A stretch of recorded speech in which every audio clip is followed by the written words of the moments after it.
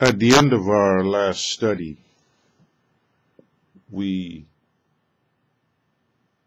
I made the statement that prior to May 21st, all the things that we learn about the events that will take place at the end of time, all those things that we learn about those events were true. They were accurate. God's timeline of history is accurate. We had all the proof that confirmed that it was true and accurate.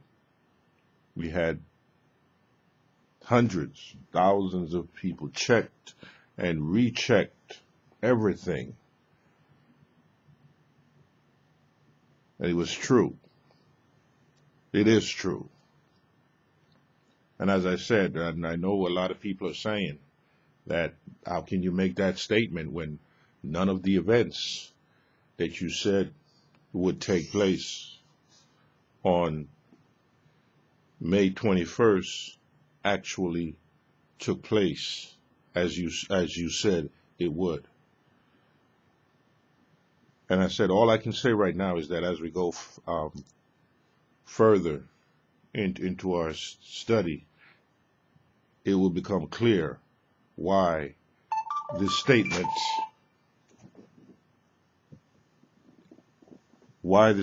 is true. Now, let me start by saying that the focus of my study has been on the book of Jonah. It is just incredibly amazing how the events in the book of Jonah parallel the events of our judgment day. They're almost mirror imaging each other. A lot of us are familiar with the book of Jonah. The events of that biblical story is one of the more widely known stories of the Bible. But there is so much more in this biblical account that we missed prior to May 21st. I submit to you, my brothers and sisters, that the book of Jonah provides many of the answers to what did or did not happen on May 21st. Now, let's look back at what I characterize as our pre-May 21st understanding of the book of Jonah. The book of Jonah was one of the proof texts in the Bible where God let us know that it was his intention that we know the exact date of our judgment day.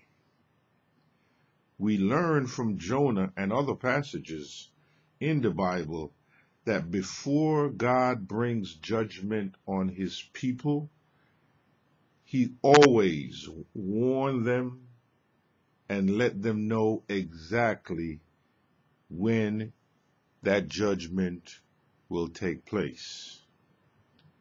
So, pre-May 21st, the book of Jonah was one of the many passages in the Bible where God taught this particular truth.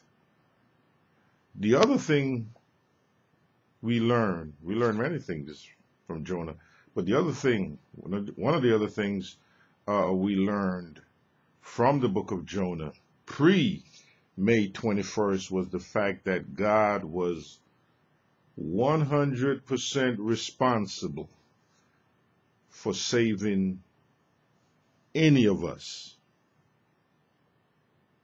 In this account of God's saving those in Nineveh, God gave us a clear example of how the process of salvation works. Nineveh was a heathen city. It was a heathen city who they cared very little about the God of the Hebrew nation Israel.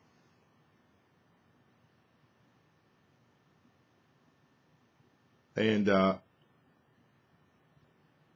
Nineveh they were an enemy of the nation of Israel to which Jonah belonged. Nineveh was a great city that was known throughout the world of that day.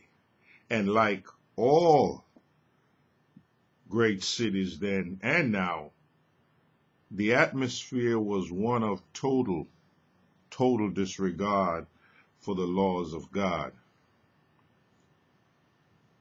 In Jonah chapter 1, verse 2, God said to Jonah, "Arise, go to Nineveh, that great city, and cry against it, for their wickedness is come up before me."